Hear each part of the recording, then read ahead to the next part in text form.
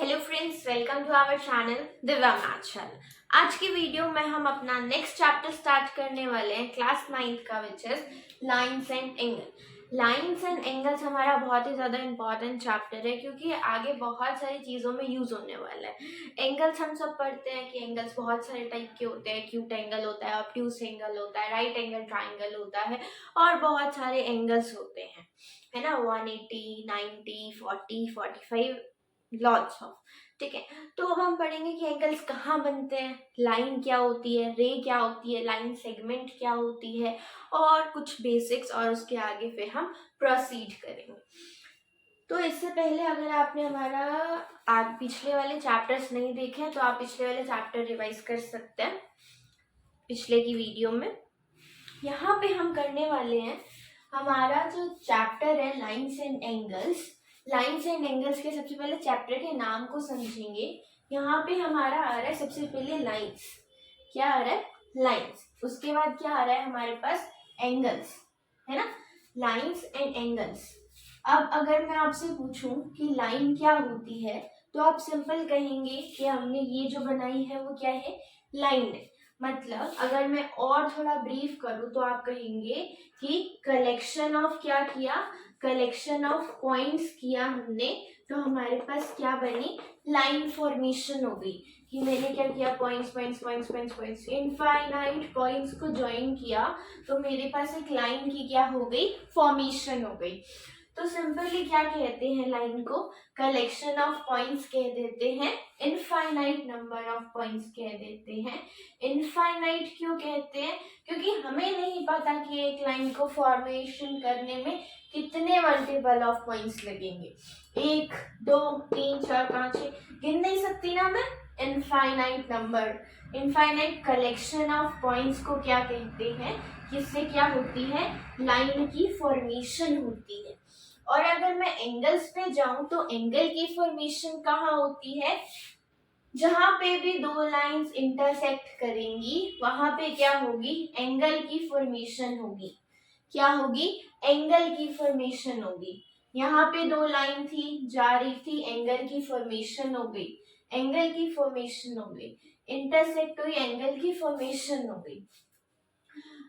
ऐसे दो लाइन जा रही थी, टकरा गई, इंटरसेक्ट कर गई, एंगल की फॉर्मेशन हो गई। एंगल ऐसी जगहों पर बनता है जहां पर लाइंस क्या करती हैं?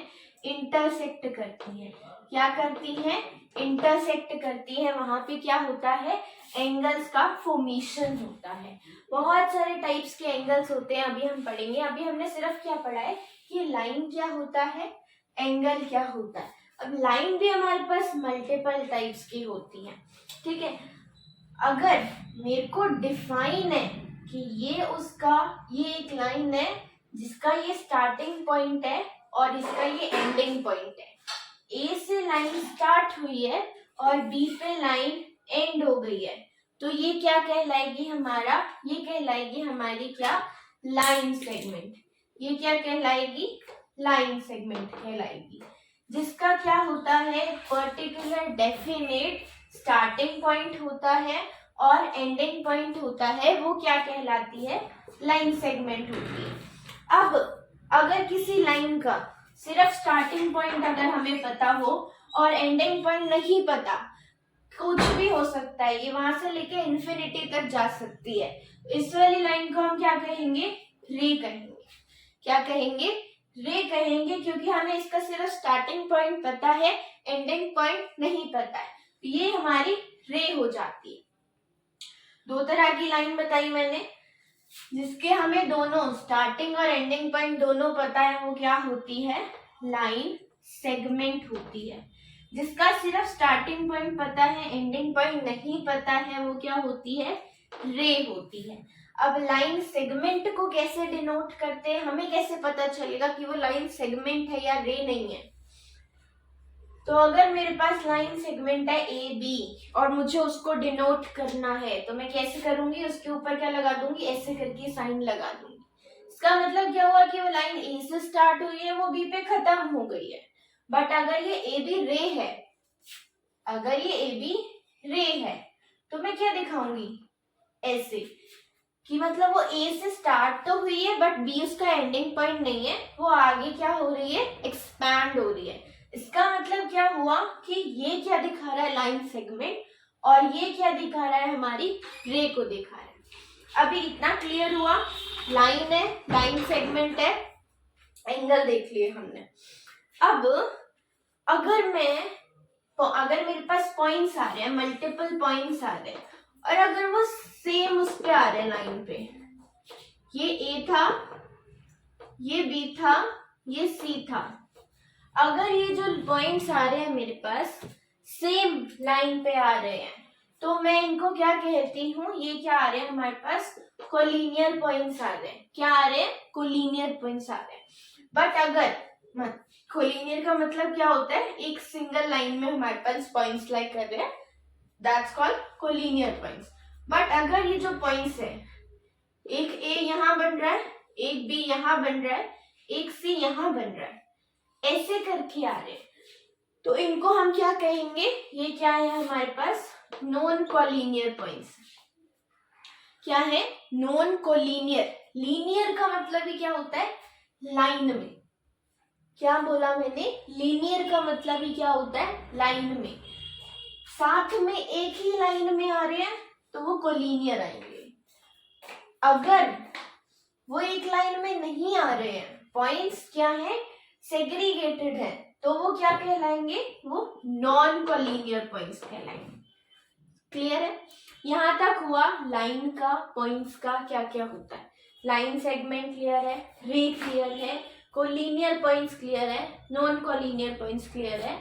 अगर मैं आपको कहूं कि यहाँ पे मेरे पास ए है, ये मेरे पास सी है, और ये मेरे पास जेड है, तो आपको मुझे कमेंट में बताना है कि ए बी जेड कोलिनियर है या नॉन कोलिनियर है।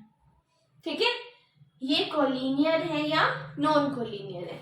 अभी मैंने बताया कोलिनियर क्या आएंगे, एक लाइन में आएंगे।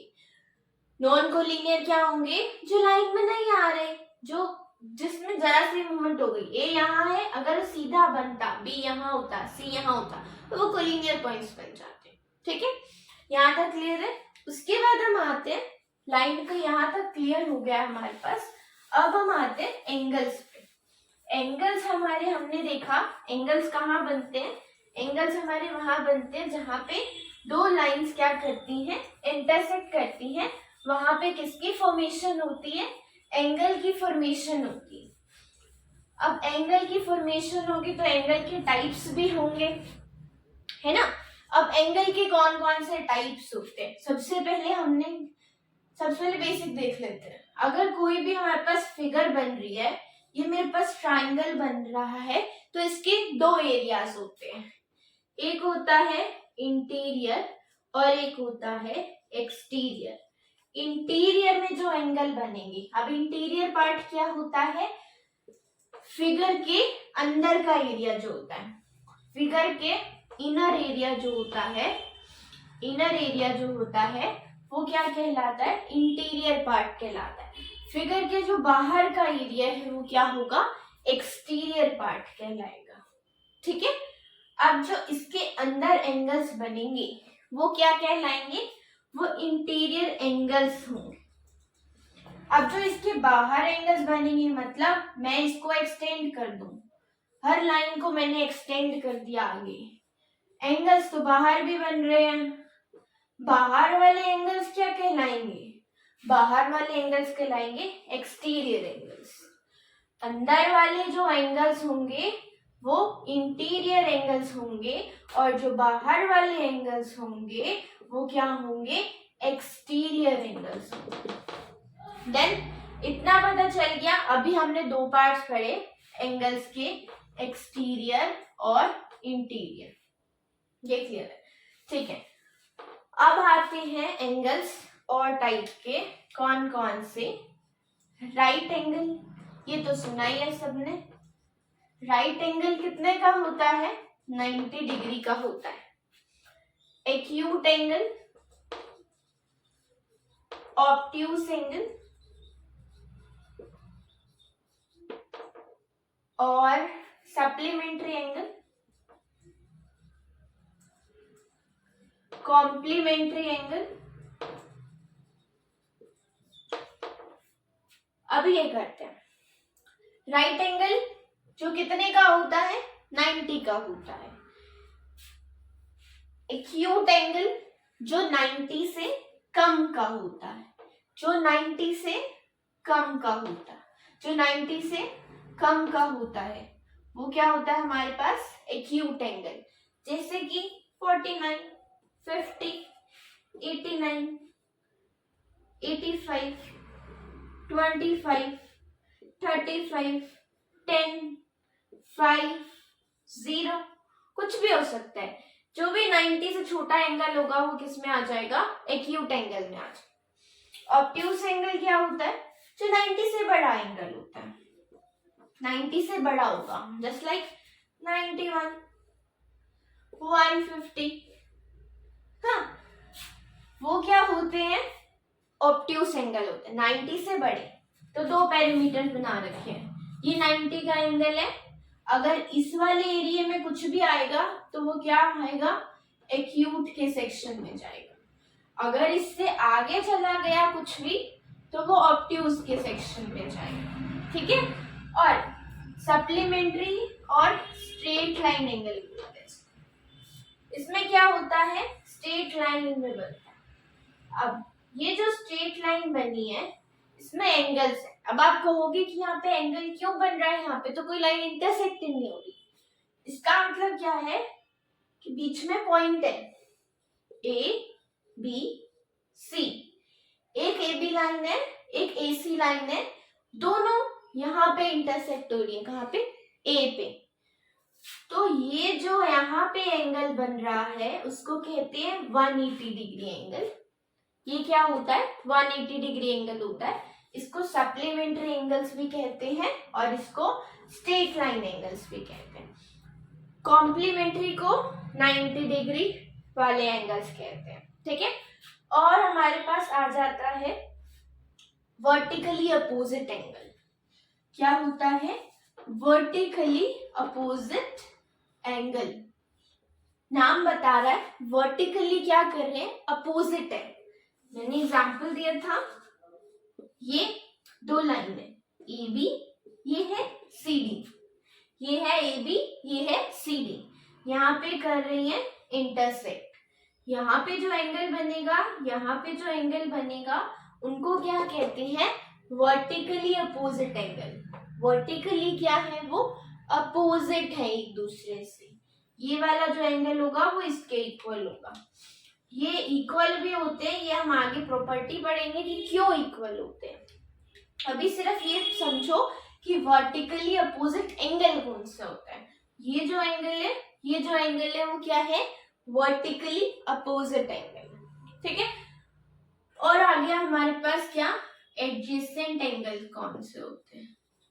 एडजेसेंट एंगल नाम बता रहा है, एडजेसेंट फिगर्स कौन से हो, एडजेसेंट क्या होता है, साथ वाला, आसपास वाला, है ना। जैसे मैं बीच में बैठी हूँ, मेरे साथ में है कोई, मेरे साथ में है कोई, तो वो मेरे क्या होंगे, एडजेसेंट होंगे। तो सेम वही चीज, ये मेरे पास एंगल है ए, अगर मैं एंगल का नाम दे दूं ए, तो मेरे साथ में एक और एंगल बन रहा है बी, तो ये जो ए के साथ वाला एंगल है बी, ये क्या है, एडजेसेंट एंगल है, साथ साथ में बन रहे हैं, ठीक है। ऐसे फिगर्स में यूज होता है। जैसे ये मेरे पास स्क्वायर आ गया, स्क्वायर ले लो, रेक्टेंगल ले लो, ये मेरे पास एंगल है। अगर मुझे ये देखना है तो ये क्या हो गया, ये तो अपोजिट एंगल हो गया। बट अगर मैं इन दोनों को कंपेयर कर रही हूँ तो ये दोनों कौन सी कैटेगरी में आएंगी, ये दोनों एडजेसेंट की कैटेगरी में आएंगे कि ये और ये वाला एंगल क्या है, एडजेसेंट एंगल है। क्लियर है।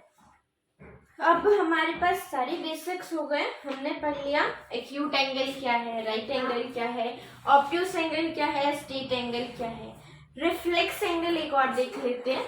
रिफ्लेक्स एंगल में क्या कह रहा है, अभी तक हमने पढ़ा कि ये स्ट्रेट लाइन था, अब इसके इधर 9, ये पूरा बीच में 90 बनता है, 90 के इधर एक्यूट आता है, 90 के इधर ऑब्ट्यूस आता है, पूरा 90 स्ट्रेट लाइन होता है। अगर एंगल इसके नीचे चला जाए तो क्या कहलाएगा, तो वो रिफ्लेक्सिव एंगल कहलाएगा। कौन सा एंगल? Reflexive angle. मतलब जो एंगल 180 से 360 के बीच में लाई करता है वो वाला एंगल रिफ्लेक्सिव एंगल कहलाएगा। पूरा 360 कैसे हुआ? ये जो पूरा सर्कल होता है ये 360 का होता है। कैसे होता है? क्योंकि ऊपर कितना बन रहा है 180, नीचे कितना बन रहा है 180, टोटल कितना हो गया 360। पूरा जो सर्कल होता है वो किसका होता है? 360 डिग्री का एंगल होता है। तो ये हमारे पास आ गया angles: acute angle, right angle, obtuse angle, reflex angle, straight line. ठीक है। एडजेसेंट पे पढ़ लिया। लीनियर पेयर वर्टिकली अपोजिट हो गया, लीनियर पेयर रह गया। इंटरसेक्टिंग लाइन हो गई, पैरेलल लाइंस रहती है। पैरेलल लाइंस और हमारे पास क्या रहता है? 3 चीजें रहती हैं: linear pair, parallel lines, perpendicular lines भी बता देती हूँ। देखो यहाँ पे अगर हम देखें तो हमें पता है कि पैरेलल लाइंस क्या होती हैं। हमने छोटी क्लासेस में पढ़ा है कि पैरेलल लाइंस क्या होती है। वो लाइंस जो कभी इंटरसेक्ट नहीं करती उन्हें पैरेलल लाइंस कहते हैं। अब उन्हें पैरेलल लाइंस क्यों कहते हैं और वो कभी इंटरसेक्ट क्यों नहीं करती? सबसे मेन एग्जांपल होता है इनका क्या? Railway tracks. रेलवे ट्रैक्स ऐसे करके जाते हैं, वो ऐसे ही करके ही जाते हैं, वो कभी मीट नहीं करते। हाँ, तीसरी लाइन इनसे मीट कर सकती है बट वो 2 लाइन कभी मीट नहीं करेंगी, क्योंकि अगर वो 2 लाइन मीट करेगी तो ट्रेन कैसे चलेगी, है ना? तो वो क्या होती है, किस फॉर्म में होती है? पैरेलल की फॉर्म में होती है कि उनके बीच का डिस्टेंस क्या रहता है? हमेशा सेम रहता है। अगर मैं यहाँ का और यहाँ का डिस्टेंस मेजर करूं, यहाँ का डिस्टेंस मान लो 5 सेंटीमीटर है, तो यहाँ का डिस्टेंस भी 5 सेंटीमीटर ही होगा। अगर मैं इसको और एक्सटेंड कर दूं तो यहाँ का डिस्टेंस भी 5 सेंटीमीटर होगा। ठीक है। इसमें क्या होता है? डिस्टेंस क्या रहता है? हमेशा सेम रहता है। और अगर थोड़ा और एडवांस बता दूं तो इनका ये जो होता है वो परपेंडिकुलर होता है। ठीक है। मतलब यहाँ और यहाँ इनके एडजेसेंट एंगल्स क्या होते हैं? 90 डिग्री के होते हैं। ठीक है। अब ये तो हो गया, हमारे को पता चल गया कि पैरेलल लाइंस क्या होती है। इसका डिनोशन भी मैं बता दूं कि अगर ये AB लाइन है और ये CD लाइन है और मुझे लिखना है कि AB पैरेलल है CD के, तो मैं कैसे लिखूंगी? AB पैरेलल, ये इसका सिंबल होता है CD। मुझे पूरा लाइन ये नहीं लिखना पड़ा, AB is parallel to CD। ये पूरी लाइन मैंने बचा ली और लिख दिया AB पैरेलल CD, सिंबल लगा दिया। ऐसे इसका क्या होता है? पैरेलल लाइन का सिंबल होता है। अब मुझे और क्या बताना था? Perpendicular lines. परपेंडिकुलर लाइंस में अगर बताऊं तो परपेंडिकुलर लाइंस ऐसे शो होती है। परपेंडिकुलर लाइंस क्या होती है? ऐसे होती है। परपेंडिकुलर लाइंस ऐसे होती है। यहाँ पे इनके बीच में क्या बनता है? 90 डिग्री का एंगल। यहाँ भी 90, यहाँ भी 90। ये क्या है? Perpendicular lines. हमने इसको परपेंडिकुलर क्यों बोला? क्योंकि ये क्या बना रही है? 90 डिग्री का एंगल बना रही है। अगर मेरे को इसकी डिनोशन करनी है, ये AB है, ये CD है। मुझे बताना है कि जो CD है वो परपेंडिकुलर है AB पे, तो मैं पूरा नहीं लिखूंगी CD परपेंडिकुलर AB, नहीं, क्या लिखूंगी? सीधा कि ये हमारे पास CD है, सिंबल ऐसे होता है परपेंडिकुलर का सिंबल, और लिख दिया CD किसके ऊपर परपेंडिकुलर है? AB। ये इसका क्या हो गया? डिनोशन हो गया, CD परपेंडिकुलर AB। ये इसका डिनोशन हो गया। अब आगे पढ़ेंगे तो हमारे पास आएगा परपेंडिकुलर बाइसेक्टर। वो थोड़ा सा अभी स्टेप बाय स्टेप चलेंगे, एक साथ इतना नहीं करेंगे। ओके। देन अब हमारे पास आएगा क्या? हमारे पास एक चीज रह गई, लीनियर पेयर। लीनियर पेयर नाम से पता चल रहा है, लाइन क्या है? लीनियर है। लाइन है, उनमें पेयरिंग बन रही होगी, तो वो क्या हो जाएंगे? लीनियर पेयर हो जाएंगे। पास AB है, ये मेरे पास CD है, ये मेरे पास PQ है, ये मेरे पास RS। दो एग्जाम्पल ले लिए मैंने, किसके? लीनियर पेयर्स के। किसके? लीनियर पेयर्स के। लीनियर पेयर क्या होते हैं? जब 180 डिग्री में एक एंगल बनता है और वो दो एंगल्स में डिवाइड होता है, तो ये क्या कहलाता है? Linear pair. मतलब यहाँ पे एक एंगल बन रहा है, मान लो किसका, हाँ चलो 70 मान लेते हैं। यहाँ पे एंगल बन रहा है 70 का। यहाँ पे कौन सा एंगल बन रहा है? यहाँ पे एंगल बन रहा है रेस्ट ऑफ कितना हो गया? 110 का। अब इसका यूज कहाँ आता है? इसका यूज आता है कि आपको ये दे दिया जाएगा कि ये क्या है, हमें दिख रहा है ये लीनियर पेयर्स है, ये हमें नहीं पता है ये x है, आपको इसकी वैल्यू फाइंड आउट करनी है। तो आप इसकी वैल्यू फाइंड आउट कैसे करोगे? हमेशा क्या होता है, लीनियर पेयर का सम क्या होता है? 180 डिग्री होता है। मतलब अगर मैं एंगल को दो पार्ट्स में, तो डिवाइडेड है ही, अगर मैंने लिखा ACD प्लस एंगल BCD, तो वो किसके इक्वल होगा? 180 डिग्री के। ये लीनियर पेयर की क्या होती है? प्रॉपर्टी होती है कि लीनियर पेयर मतलब एक लाइन में क्या बन रहे हैं? पेयर। पेयर किसके होते हैं? दो के। इसका मतलब क्या हुआ? एक लाइन होगी, वो एंगल को दो पार्ट्स में डिवाइड करी होगी। इक्वल में करिए तो वो राइट एंगल होगा, और इक्वल में नहीं करिए तो वो क्या बनाएगा? लीनियर पेयर बनाएगा। लीनियर पेयर ये होते हैं कि इनका सम क्या होता है? 180 डिग्री होता है। सेम ये चीज यहाँ पे होगी। अगर मैं इसका एंगल दे दूं कि इसका एंगल 30 डिग्री है और मुझे ये फाइंड आउट करके बताओ कि y कितना आएगा, इसका आंसर आपने कमेंट सेक्शन में बताना है कि एंगल y क्या होगा। थोड़ा बेसिक है, बट अगर ये नहीं पता होगा तो आगे का चैप्टर नहीं हो पाएगा। ठीक है, तो हम क्या करेंगे, हमारा क्या होता है समीशन पूरी लाइन का 180 होता है। तो 180 में से जब हम 110 को माइनस कर देंगे तो ये जो हमारे पास 70 डिग्री आएगा, ये हमारे पास आ जाएगा एंगल BCD। हाँ, तो हमने बेसिक्स में सब कुछ पढ़ लिया। हमने एंगल्स पढ़ लिया, हमने लाइंस पढ़ लिया, हमने ये पढ़ लिया कि कौन कौन सी क्या होती है, इंटरसेक्टिंग लाइंस, लाइन सेगमेंट, रे, वर्टिकली अपोजिट एंगल्स, एंगल्स क्या होते हैं, लाइंस क्या होती हैं, कहाँ पे बनते हैं, कैसे बनते हैं, कैसे डिनोशन होता है उनका, ये सब कुछ पढ़ लिया। अब इसके नेक्स्ट वीडियो में हम स्टार्ट करेंगे थ्योरम्स।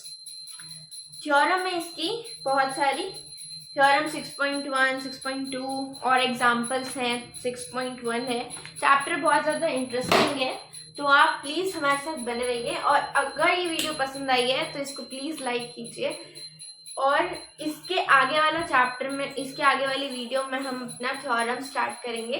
ठीक है, बेसिक्स देखने के बाद थ्योरम ज़रूर देखिएगा। ठीक है, thanks for watching and subscribe Divya maths शाला।